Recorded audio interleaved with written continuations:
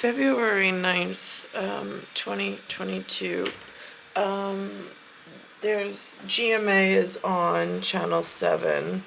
They're speaking on Putin and Russia and the Ukraine. But Putin's standing behind two flags. It looks like the Russian flag and it looks like the Italian flag, which is confusing. But he doesn't speak. His voice is not heard.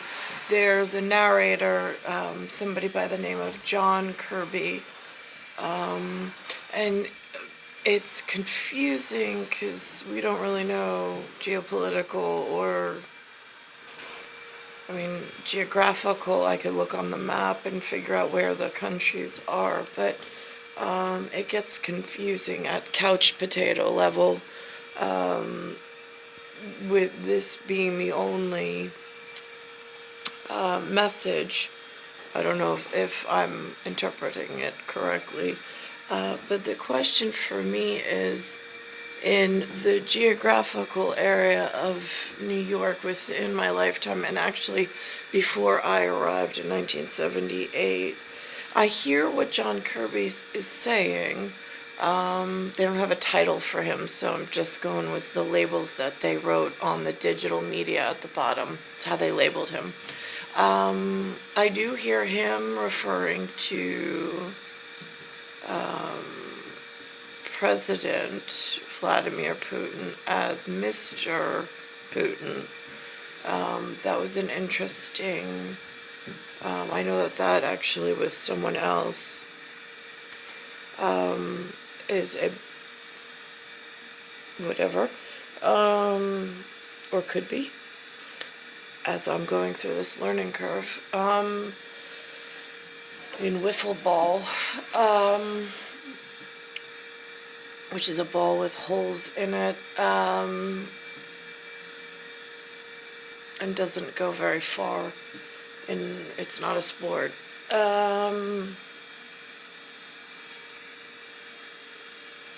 Yeah, let me see. This is what it looks like on my end, which is the only information that I have. But my question is that he said that if someone does invade someone else as a hypothetical, then I go back to what's starting to arrive or has been reshifted into New York. Apparently on the TV, they said that they lost their government, their monetary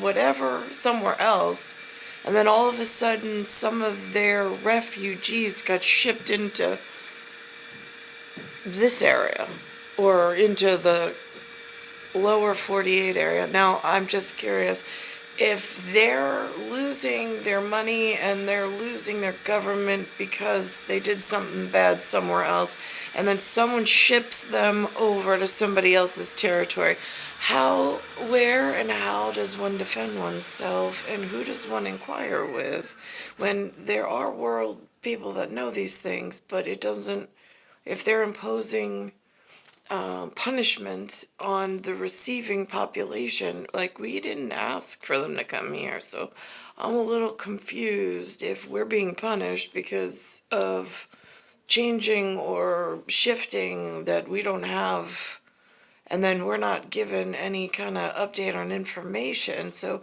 is this changing our economic financial security and future, and why isn't that being talked about anywhere over my life frame in some backup plan to receive if these people start pushing in some insurgency? And I'm not talking Russia, Ukraine, I'm talking about something else that actually is going on in the background for quite some time, and I don't know what to do, but it is definitely having a noticeable impact.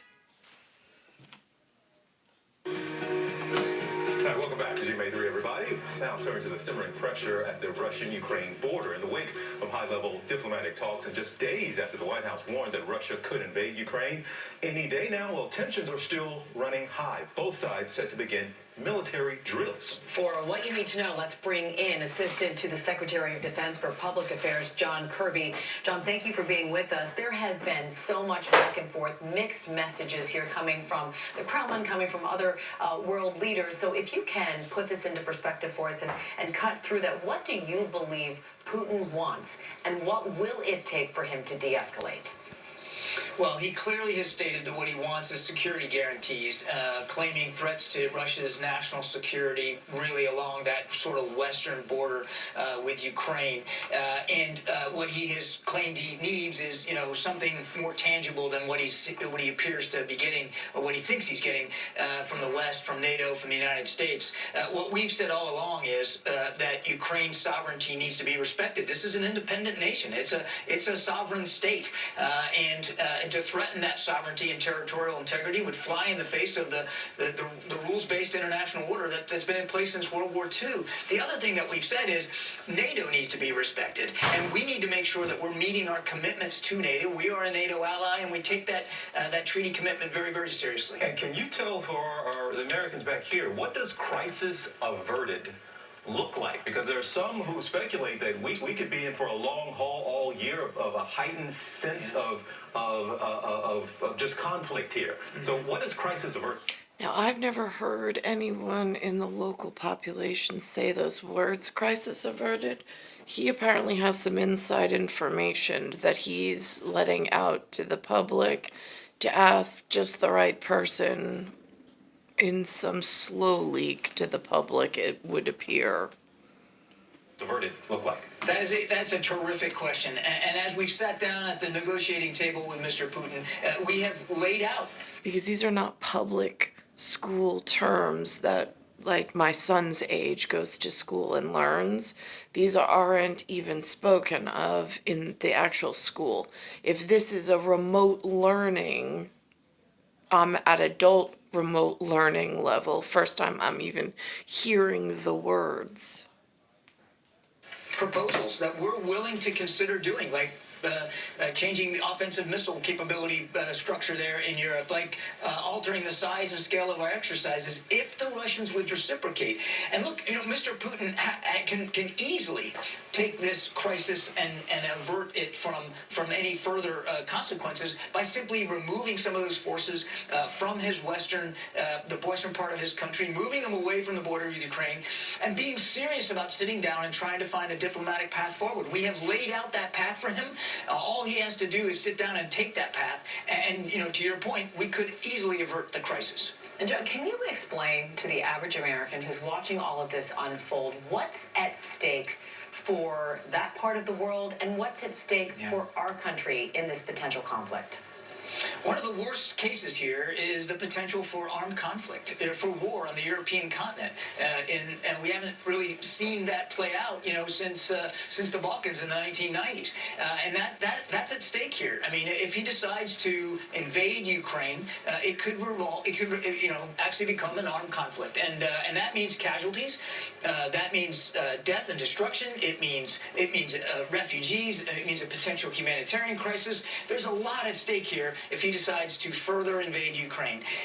But see, I feel like, and I don't mean with Ukraine, but I feel like these things have already happened I know there's somewhere in the world, I think, war games are acceptable. I just don't know where and who's involved in it.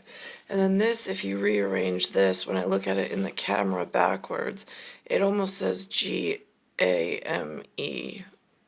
Almost, which makes a completely different determination than GMA with the 3.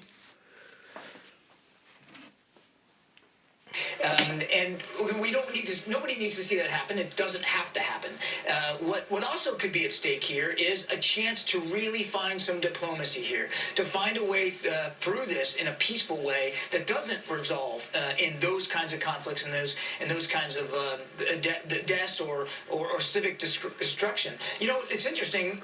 One of the things Mr. Putin says is he doesn't want to see a strong NATO, and we know he would love to see NATO divided, but he doesn't want to see a strong NATO on his western flank. Ironically, that's exactly what he's getting, because as he continues to make these threats, as as he continues to build forces up along that border with Ukraine and in Belarus, and now he's well up over 100,000, what he's done is solidify the alliance.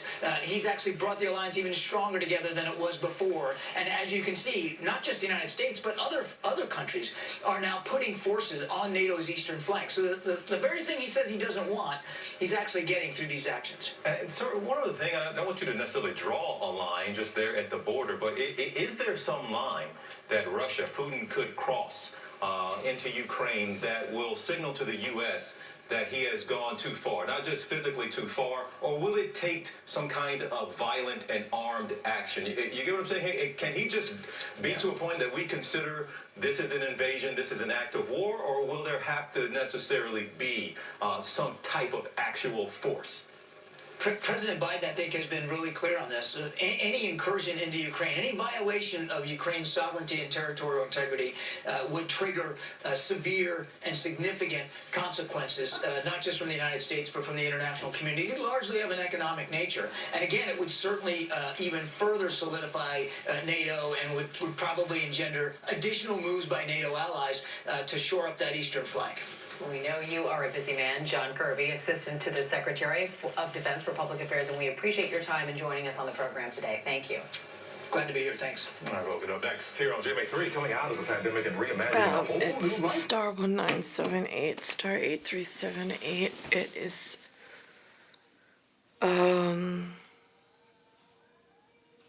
it's television. That's the teleportation machine. That's what they're bringing in as information or as some form of intelligence.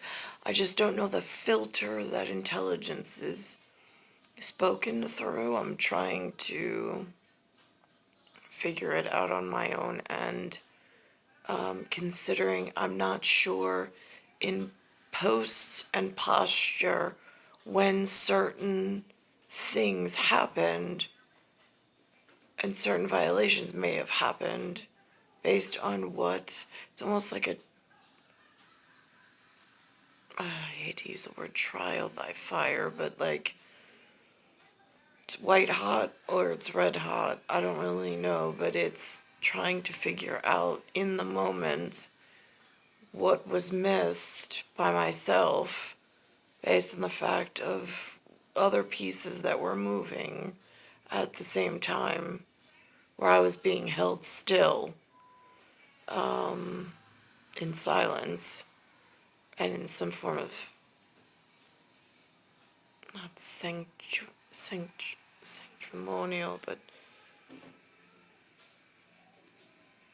it's difficult to explain. It's Earth, solar system, Milky Way, universe, galaxies broken. It's Bayside Station, Bayside, New York, 11361.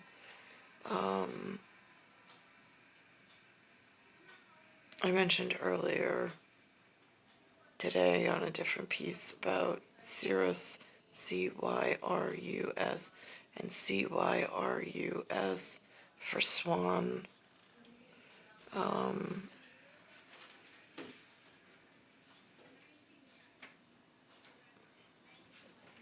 It's star 1978, star 8378, Nicole, Cattaruzza. It's Bayside Station, Bayside, New York, 11361.